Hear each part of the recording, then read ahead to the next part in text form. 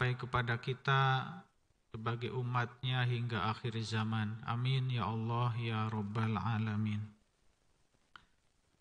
Jamaah sholat subuh rahimakumullah.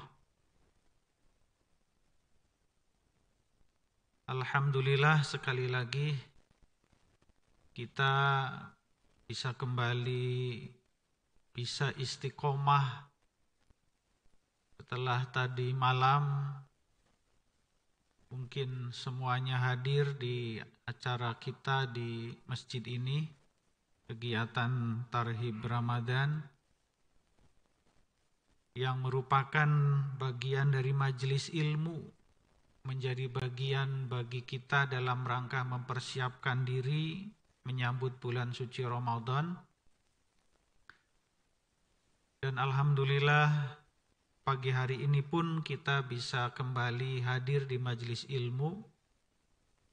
Maka kuncinya adalah istiqomah. Yang menjadi modal kita dalam melakukan semua ini adalah dalam rangka kita istiqomah. Dalam rangka kita ajeg, dalam rangka kita bertahan dalam menjalankan kebaikan-kebaikan, dalam rangka menjalankan amal soleh sebagaimana yang Allah perintahkan kepada kita. Jadi dalam doa-doa yang kita panjatkan, kita selingi, kita iringi dengan doa mohon kepada Allah, ya Allah, mudah-mudahan kita semua, keluarga kita, jamaah kita, termasuk ke dalam golongan orang-orang yang istiqomah dalam menjalankan kebaikan. Hadirin rahimakumullah, Paligar, Damang, atau Selami ketemu Paligar ya.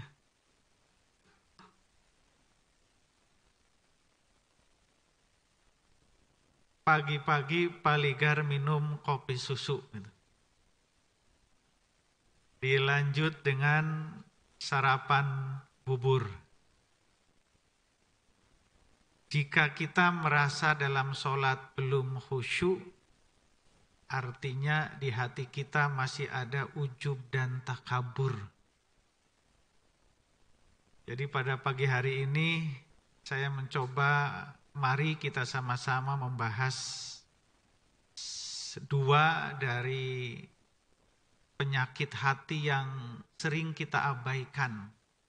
Jujur ini sering kita abaikan, ataupun kita sadar tetapi kemudian kita lupakan, yaitu takabur dan ujub.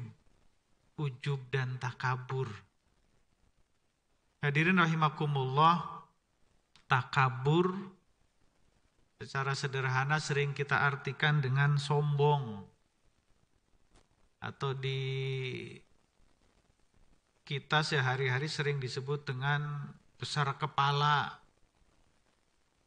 Takabur artinya kita merasa lebih dari orang lain, merasa lebih besar dari orang lain, merasa lebih hebat, merasa lebih pintar, merasa lebih kaya, merasa lebih berwibawa, merasa lebih ganteng. Pokoknya segala macam rasa dalam hati kita yang kemudian kita rasakan kita lebih dari orang lain, itu adalah takabur. Bahkan ketika kita sudah menjadi orang yang taat kepada Allah, sholat fardu sudah di masjid berjamaah tiap hari 5 kali, bahkan tidak pernah ketinggalan. Tadarus Al-Quran, sudah tiap hari kita tadarus Al-Quran. Kemudian kita merasa melebihi ketaatan orang lain terhadap diri kita, itu pun menjadi bagian dari takabur. Sedangkan ujub adalah kita takjub. Ya, ini sebenarnya mirip-mirip ya dengan takabur. Ujub itu kita takjub, kagum kepada diri kita. Kita kagum terhadap prestasi-prestasi yang bisa kita lakukan, baik dalam kehidupan duniawi maupun ukhrawi. Kita sudah tadi ya saya bilang istiqomah. Misalnya alhamdulillah dalam hati kita ya, sudah bisa tahajud setiap hari, setiap malam. Kok bisa ya saya seperti ini? Nah, itu artinya kita mengagumi diri kita. Kita sudah bersedekah tiap hari, setiap kali datang ke masjid, tidak ketinggalan isi kenceleng, setiap ada kesempatan donasi kita selalu ikut dan lain sebagainya. Kemudian kita kagum pada diri kita, kok bisa ya saya seperti itu? Nah, ini ujub. Jadi kita merasa takjub, merasa bangga, merasa heran dengan kelebihan yang kita miliki. Nah ini terkadang tidak kita sadari. Jadi sungguh luar biasa, setan itu tidak hanya berhenti menggoda kita agar kita tidak melakukan ibadah kepada Allah. Seandainya dia tidak mampu menggoda kita, menghentikan kita untuk sholat tahajud misalnya, kita digoda oleh setan, udahlah gak usah tahajud, udah itu mah sunnah, mending tidur, mending kan gitu. Ternyata gak berhasil.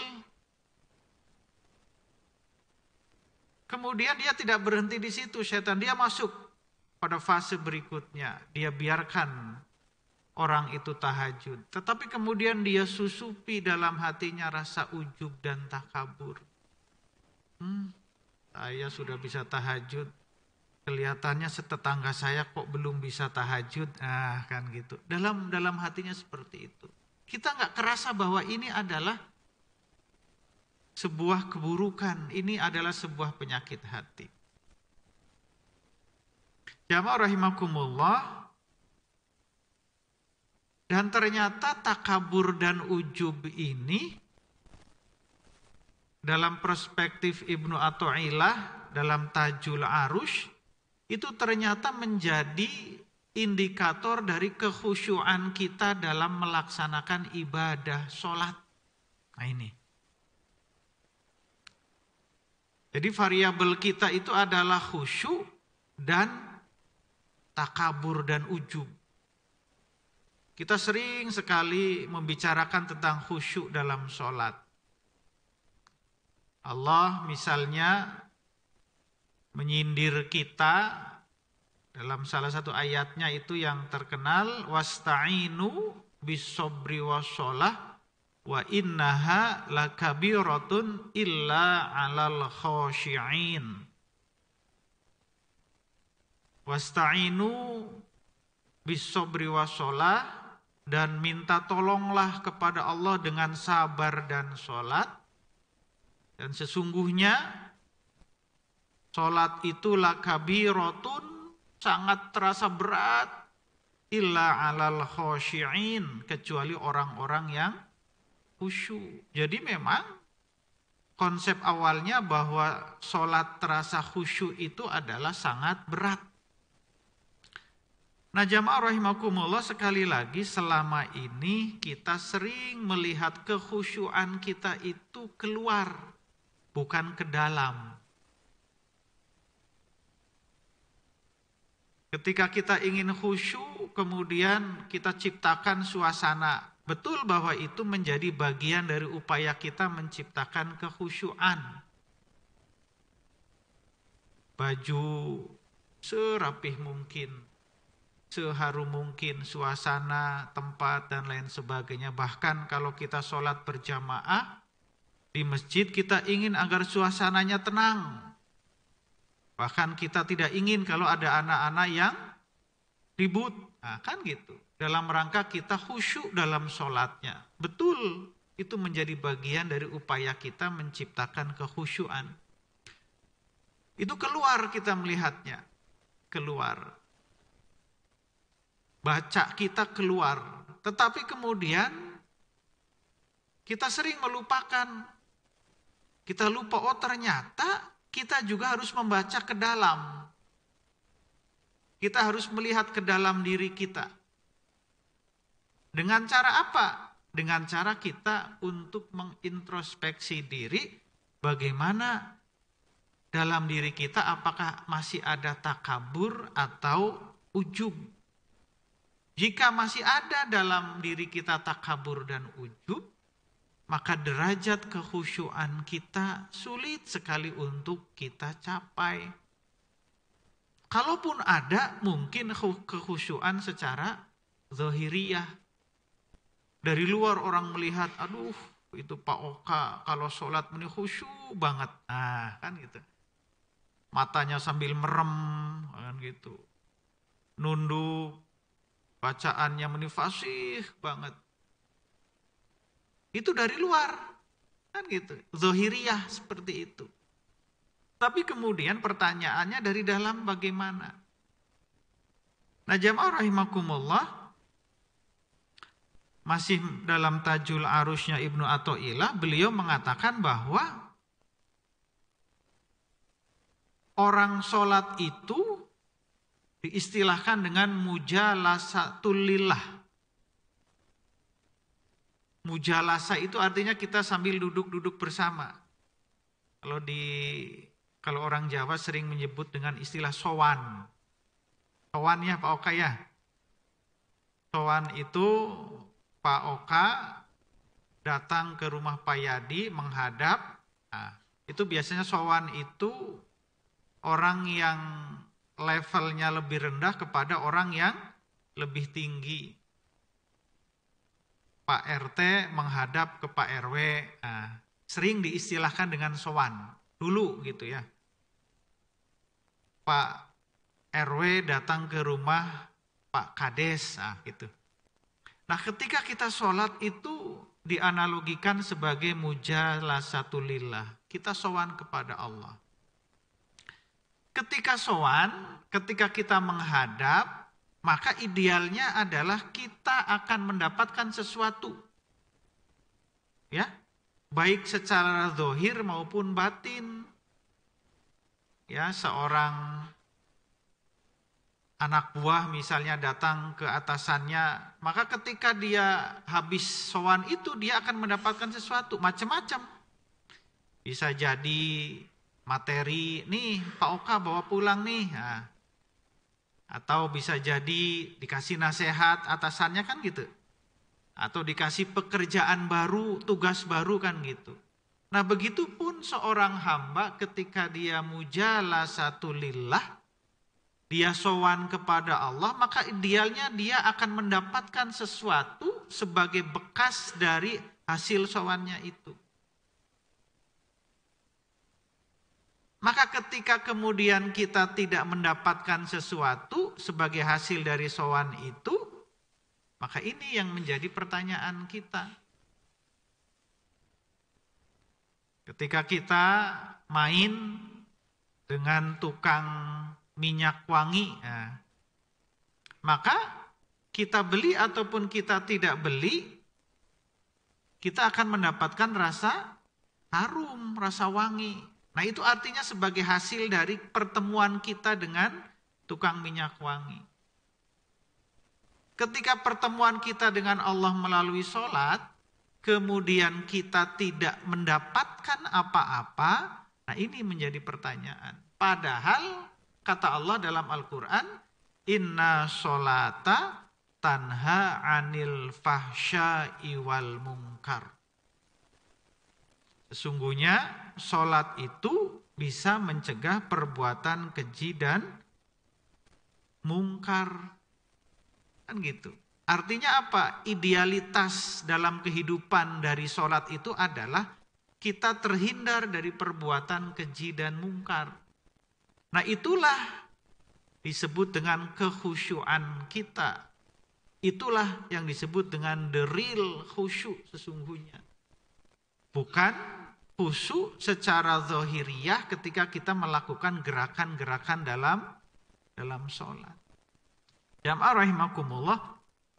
Jadi itu, kita tidak mendapatkan apa-apa dari sholat kita. Kita tidak mendapatkan ketenangan, kita tidak mendapatkan kedamaian dalam menjalankan ibadah sholat. Kita terus menjadi orang yang rakus.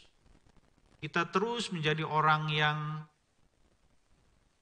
takabur, menjadi orang yang sombong, menjadi orang yang tidak pernah puas dengan apa yang Allah berikan kepada kita.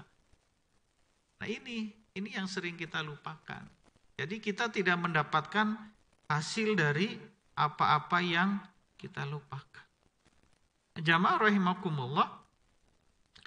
Nah ternyata ketakaburan dan keujuban yang ada pada seorang hamba dalam kehidupannya pun itu menjadi bagian atau menjadi ciri dari orang yang hidupnya su'ul khotimah. Nah ini berat sekali ini. Sekali lagi ini pandangan dari Imam Ibnu Athaillah. Jadi su'ul khotimah ini kan sesuatu yang selalu kita berdoa agar kita terhindar dari su'ul khotimah. Agar kita terhindar dari yang ujungnya buruk, yang endingnya jelek kan gitu. Itu su'ul khotimah. Maka di antara yang menjadi indikatornya adalah ujub dan takabur ini. Takabur, tadi saya katakan dia selalu merasa lebih dari orang lain, dia merasa hebat, merasa paling pintar, merasa paling luar biasa dan lain sebagainya. Dan ujub dia bangga kepada perilaku-perilaku yang ia lakukan. Kemudian dia bandingkan dengan orang lain kok belum bisa. Ternyata itu menjadi jalan dari su'ul khatimah, dari ending yang buruk. Nah, ini na'udzubillah min dzalik. Tentu kita tidak ingin seperti itu. Kemudian yang ketiga setelah takabur dan ujub, yang bisa menyebabkan kita su'ul khatimah adalah terkait dengan relasi kita dengan sesama. Hubungan kita dengan sesama, hablum minanas. Apa? Dia terlalu sering menuntut haknya dipenuhi oleh orang lain, oleh makhluk Allah, tetapi kemudian dia abaikan hak-hak orang lain untuk kita penuhi. Harusnya kan kita memberikan hak, kita minta orang lain memenuhi hak kita, pada saat yang bersamaan kita pun memenuhi hak orang lain yang harus kita tunaikan. Selama ini kan tidak. Nah ini kan menjadi bagian dari egoisme kita. Kita ingin ya orang menghargai kita nih. Nah, tetapi kemudian pada saat yang bersamaan kita tidak menghargai orang lain. Kita ingin orang menghormati pendapat kita. Ketika kita berpendapat, kita memberikan pandangan, memberikan masukan, pokoknya harus diterima oleh orang. Pokoknya harus orang lain menerima, mengakomodir pendapat saya. Kalau enggak, terus aja kan gitu. Tetapi pada saat yang bersamaan, kita tidak memberikan ruang dalam diri kita untuk bisa menghargai pendapat orang lain. Artinya ini kita menuntut hak kita kepada orang lain, tetapi secara bersamaan kita tidak mau memberikan hak orang lain yang harus kita berikan kepada dia.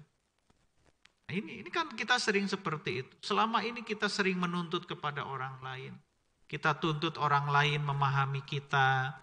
Kita tuntut orang lain supaya menghargai kita. Kita tuntut orang lain supaya menghormati kita. Kita tuntut orang lain supaya respect kepada kita, tetapi kita tidak mau memberikan hal yang sama kepada orang lain itu. Nah ini kan aneh, nggak seimbang itu nggak tawazun namanya. tidak adil itu. Nah, ini yang sering kita lakukan, baik dalam level yang kecil ataupun dalam level yang besar. Nah, jamaah rahimakumullah, begitupun kita dalam hubungan kepada Allah Subhanahu wa taala. Sesungguhnya kita itu sudah seimbang. Sudah diatur dalam agama. Dalam Al-Fatihah itu ada kalimat Ar-Rahmanir-Rahim Maliki Yaumiddin, Iyyaka na'budu wa iyyaka nasta'in. Nah, itu adalah keseimbangan antara hak kita kepada Allah dan hak Allah atas kita. Kepadamulah ya Allah aku menyembah, dan hanya kepadamu kami minta pertolongan. Tapi jujur selama ini kita lebih banyak minta hak kita dari Allah. Nasta'innya yang kita perbanyak. Minta ini, minta itu. Ya. Dulu waktu kita sekolah SD pingin ke SMP, lulus SMP pingin ke SMA, habis SMA pingin masuk perguruan tinggi, lulus pingin kerja pingin dapat jodohnya yang solihah, terus minta kepada Allah. Sampai sekarang pun kita tidak pernah berhenti dari meminta kepada Allah. Kita selalu menginginkan, ya terus. Sudah punya harta 1, pingin 2. Sudah punya 2, pingin 3. Sudah punya rumah tipe kecil, pingin diperbesar. Rumah 1 lantai, pingin 2 lantai. Sudah punya 1 mobil, pingin 2 mobil, dan lain sebagainya. Di kantor sudah menduduki jabatan X, pingin tambah terus kan gitu. Itu kan permintaan kita kepada Allah, nasta'in. Tetapi na'budunya sering kita lupakan. Ibadahnya sering kita lupakan. Kan gitu. Kalau kita jujur pada diri kita, ya Allah, dari dulu sholat kita, kan dari kecil sholat kita, oleh ibu kita, oleh orang tua kita kan dididik untuk sholat itu kan dari kita kecil, sejak kita sadar. Mungkin masih balita kita dibawa oleh bapak kita ke masjid dalam rangka dilatih sholat. Tapi dari dulu sampai sekarang kok perasaan kayak gini aja. Kan gitu. Artinya na'budu kita tidak ada peningkatan. Sementara nasta'in kita dari dulu sampai sekarang udah naik berapa persen itu. Nah, ini pun berarti kita tidak adil kepada Allah. Kita lebih sering menuntut kepada Allah tanpa memberikan hak Allah. Bukan berarti Allah butuh ibadah kita, tetapi ini bagian dari pengabdian kita sebagai seorang hamba. Terakhir, jamaah rahimakumullah, kita pun sering tidak adil ketika dalam surat Ad-Duha misalnya walal akhiratu khairul laka minal ula, dan akhirat itu lebih baik daripada ula. Al-ula itu para ahli tafsir mengartikan sebagai dunia. Ini kan sering kita baca, sering kita dengar, sering kita renungan. Tapi kenyataannya, apakah kita mengorientasikan hidup kita itu terhadap hal-hal akhirat ataukah tidak? Jujur, kita selama ini lebih sering, lebih sibuk, ya, lebih fokus, lebih tertarik kepada hal-hal yang bersifat keduniawian tanpa kemudian mengorientasikannya untuk kehidupan akhirat. Para ulama sufi menganalogikan hal ini dengan ibaratnya seorang laki-laki punya istri 2. Nah, jadi ini oleh ulama sufi ya, menganalogikan kehidupan dunia dan akhirat itu. Seorang laki-laki punya istri 2. Istri yang pertama itu sudah tua banget, nenek-nenek lah. Dan istri yang nenek-nenek ini dia khianat, tidak patuh. Kemudian istri yang kedua, dia masih muda. Ya. Masih muda, cantik dan lain sebagainya. Dan ia setia. Maka kalau kita sebagai orang yang normal, yang kita pilih yang mana? Yang pertama, yang kedua? Jawab jujur. Pasti milih yang kedua. Acan-can ayah gitu. Kalau paligar milih yang pertama, itu normal. Kan gitu. Yang pertama kan seorang perempuan sudah tua renta. Selain tua renta dia khianat. Tepatuh, tetaat. Sedangkan istri perempuan yang kedua adalah dia masih muda. Wah, kermejehna paligar gitu. Tapi dia patuh, taat, setia banget. Maka kita mesti memilih yang kedua ini. Nah, maka jika dalam kehidupan kita yang sementara ini kemudian menjadikan duniawi sebagai orientasi kehidupan, kita disibukkan dengan kehidupan duniawi, cari nafkah tanpa mengaitkannya dengan akhirat, ibarat kita memilih istri yang pertama tadi. Jujur, dalam kehidupan kita, dalam realita kehidupan kita kan kita selama ini seperti itu. Pergi pagi, ya, pulang sore, bahkan malam, tengah malam, kalau lembur itu kan gitu. Apa itu nggak boleh? Boleh. Boleh kita mencari duniawi. Dan memang kita hidupnya di dunia, maka kita harus duniawi harus kita miliki.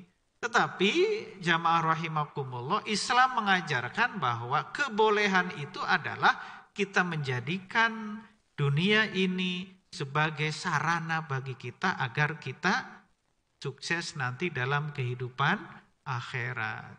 Jadi silahkan dari sekarang pilih mau perempuan yang tua renta tapi khianat, atau mau perempuan muda yang cantik jelita tapi ia sangat setia. Ya, kalau saya